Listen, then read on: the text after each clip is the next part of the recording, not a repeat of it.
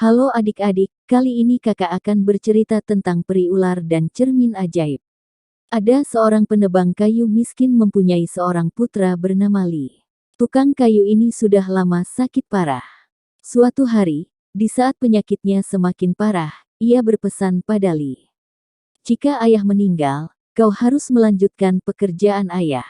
Setiap hari, pergilah ke hutan untuk menebang kayu.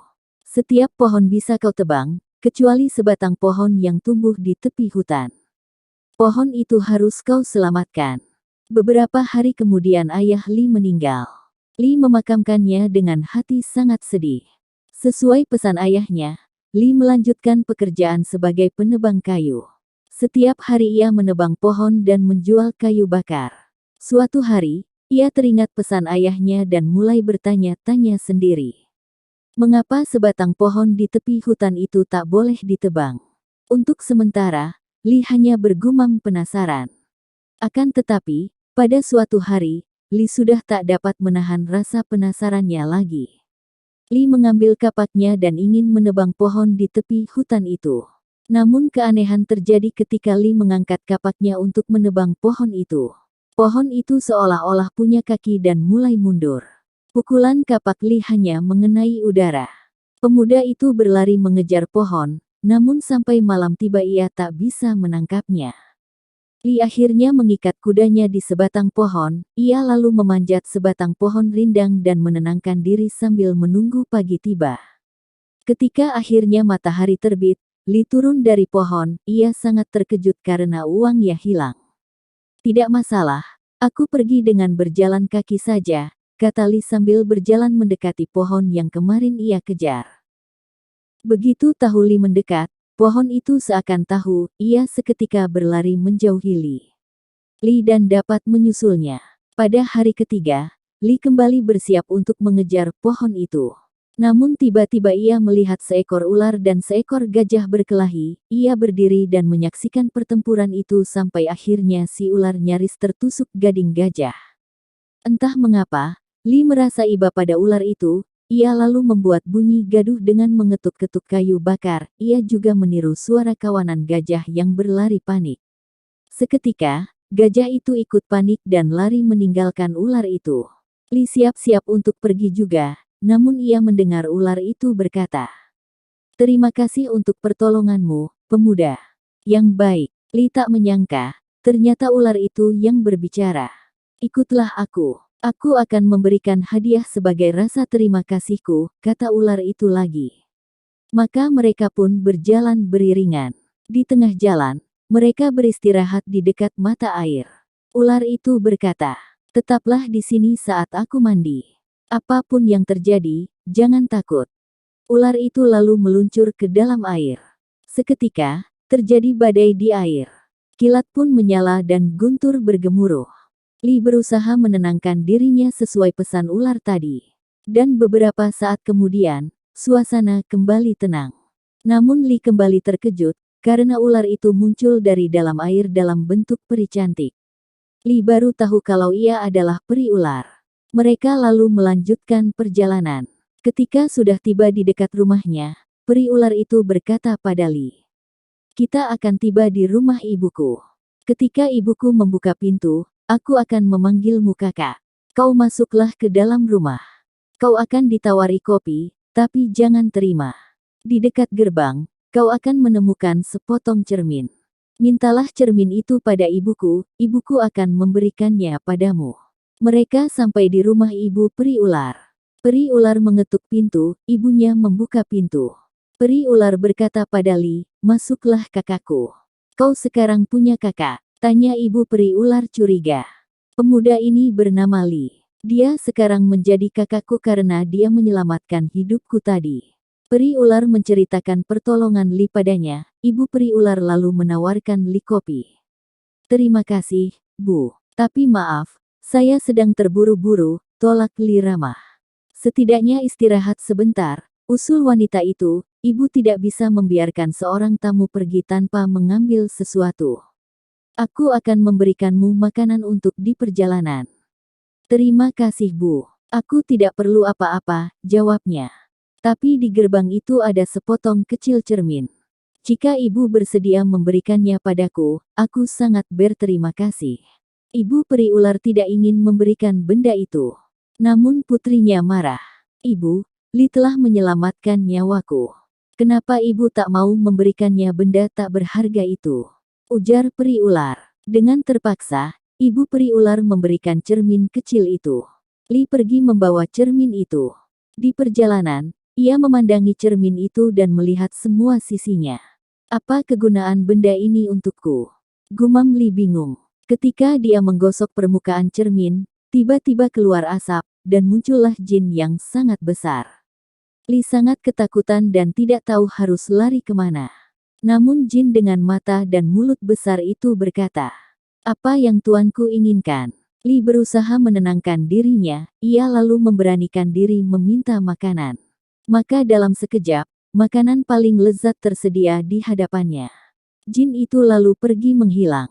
Kini Li menjadi semakin penasaran. Setelah kenyang makan, maka ia kembali menggosok permukaan cermin itu. Jin itu keluar lagi. "Apa yang tuanku inginkan?" tanya jin itu. Karena bingung, Li mengatakan ia ingin punya sebuah istana. Dan lihatlah, dalam sekejap, muncul bangunan istana indah di depannya. Jauh lebih indah dari istana sultan di kerajaan itu. Jin itu lalu kembali menghilang. Li sangat kagum pada kemampuan jin itu. Kini ia bingung harus minta apa lagi. Tiba-tiba, ia teringat bahwa sultan mempunyai seorang putri cantik bernama Salma.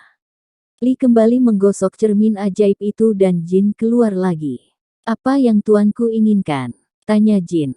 Li lalu berkata, ia ingin berkenalan dengan Putri Salma.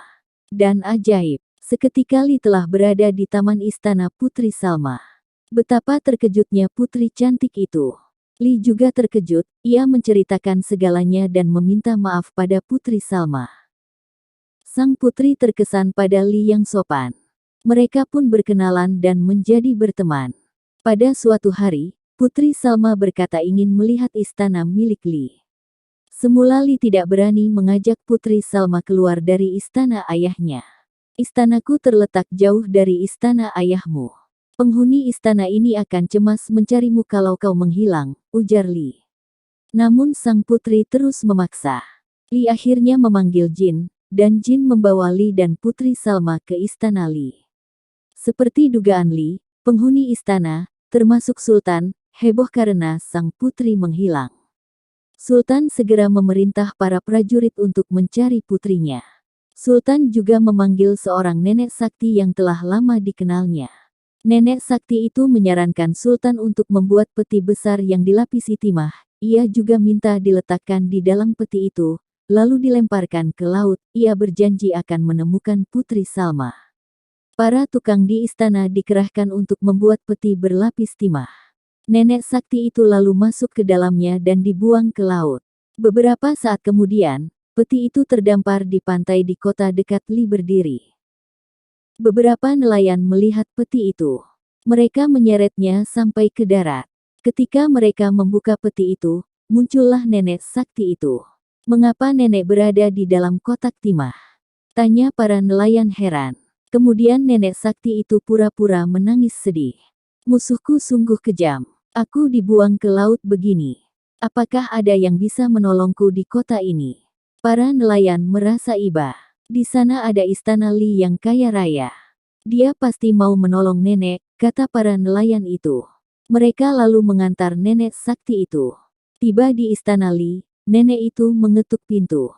Putri Salma mendengar dari kamarnya di atas dan bertanya, apa yang ia inginkan. Wanita tua itu mengenali suara Putri Salma. "Hamba hanya ingin menjadi pelayan di istana ini." "Tunggulah, akan aku bukakan pintu," seru Li. Ia membukakan pintu dan mengizinkan nenek itu menjadi pelayan.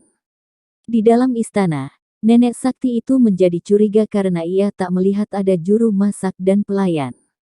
Namun ada makanan-makanan mahal di meja makan. Pada saat Li sibuk menyiapkan piring makan, nenek sakti bertanya pada Putri Salma. "Dari mana semua makanan yang banyak itu?" "Ada jin yang menyiapkan semuanya. Tapi aku tidak tahu, di mana jin itu tinggal," kata Putri Salma tanpa curiga. Coba tanyakan pada temanmu itu. Mungkin jin itu tinggal di sebuah benda ajaib. Mintalah benda itu padanya sebagai tanda persahabatan kalian, bujuk si nenek. Putri Salma jadi ikut penasaran. Maka ia pun bertanya pada Li. Pemuda baik hati itu tidak curiga sama sekali, ia bercerita tentang cermin ajaib pemberian peri ular. Li dengan senang hati memberikan cermin ajaib itu. Bawalah cermin ini ke istanamu.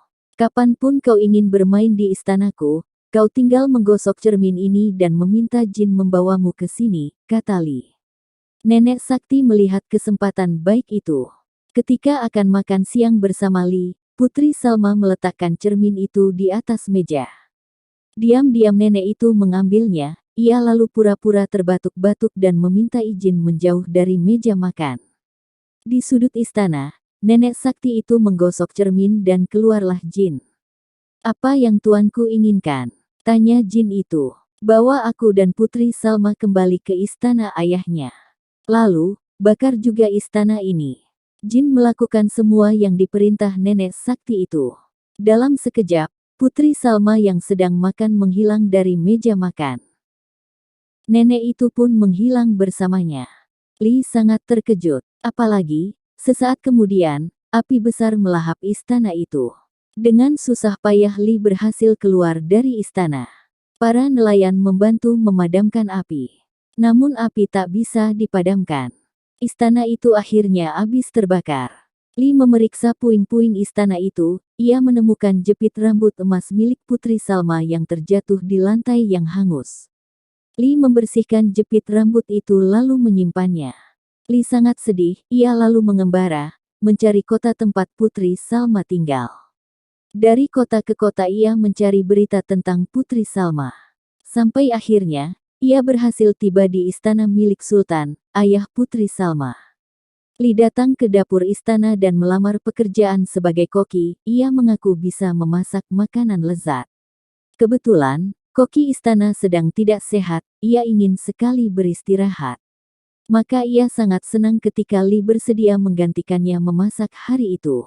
Si juru masak sangat puas melihat hasil masakan Li, ia membawa makanan untuk Putri Salma, ia tak tahu, diam-diam, Li telah meletakkan hiasan rambut Putri Salma di bawah makanan yang dibawa itu. Ketika melihat jepit rambutnya itu, Putri Salma tahu bahwa Li ada di istananya, ia bertanya pada pelayan dapur. Pelayan bercerita tentang seorang pemuda yang membantu koki istana memasak. Putri Salma lalu meminta izin pada ayahnya untuk memiliki pelayan pribadi. Ayahnya mengizinkan. Li akhirnya bisa membawa sendiri secangkir teh dan kue untuk Putri Salma. Mereka sangat terharu dan gembira karena bisa bertemu lagi. Mereka lalu berunding untuk menemukan cermin ajaib itu lagi. Mereka harus berhati-hati karena Nenek Sakti kini tinggal di rumah kecil di belakang istana. Sementara itu, di gudang bawah tanah istana, terdapat kerajaan tikus. Rakyat tikus di kerajaan itu semula cukup banyak.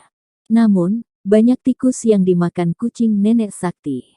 Raja tikus tidak memiliki cukup tentara untuk menjaga rakyatnya, ia sangat sedih. Suatu hari, Raja Tikus melihat Li, ia tahu kalau Li adalah sahabat Putri Salma. Raja Tikus akhirnya minta bantuan Li untuk menyelamatkan kerajaannya dari kehancuran. Aku dengan senang hati akan membantumu, kata Li. Tetapi aku sendiri sedang sedih. Apa yang membuatmu sedih? Tanya Raja Tikus. Li si penebang kayu menceritakan kisah tentang cermin yang telah dicuri oleh Nenek Sakti yang tinggal di rumah kecil di belakang istana. Masalah itu mudah diselesaikan, kata Raja Tikus, ia memanggil semua tikus. Raja Tikus bertanya, siapa di antara mereka yang sering masuk ke kamar Nenek Sakti?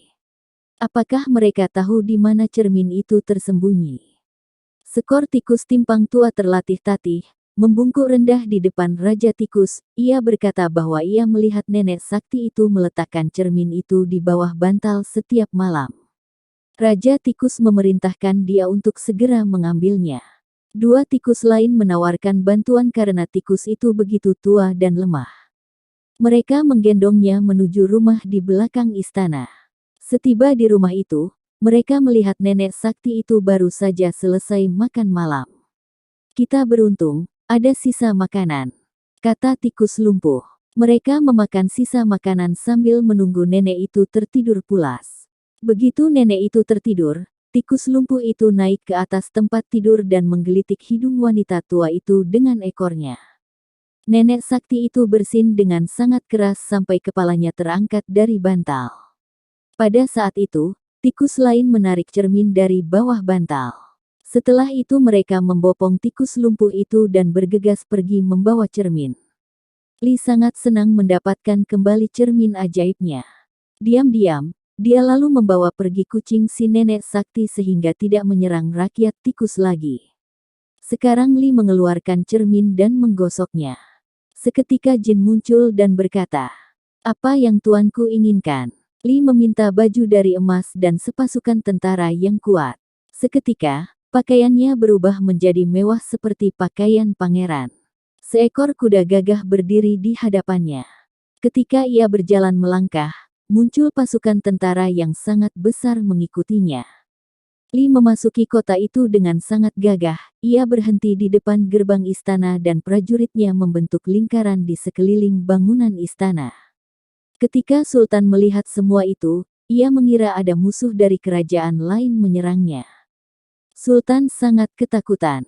Li masuk ke dalam istana menemui Sultan. Ia berkata pada Sultan bahwa ia datang bukan untuk mengajak berperang, melainkan untuk bertemu dengan Putri Salma. Li berkata bahwa ia dan Putri Salma selama ini sudah bersahabat. Sultan akhirnya mempertemukan putrinya dengan Li. Kedua sahabat itu sangat gembira. Li memanggil jin dan menyuruhnya membawa nenek sakti pergi jauh dari kerajaan itu. Beberapa waktu kemudian, Li menikah dengan Putri Salma. Mereka hidup bahagia dan memerintah kerajaan, menggantikan Sultan yang sudah tua. Begitulah cerita peri ular dan cermin ajaib ya adik-adik. Untuk mendukung channel kakak semakin berkembang, jangan lupa subscribe dan biar tidak ketinggalan cerita selanjutnya dari kakak. Terima kasih.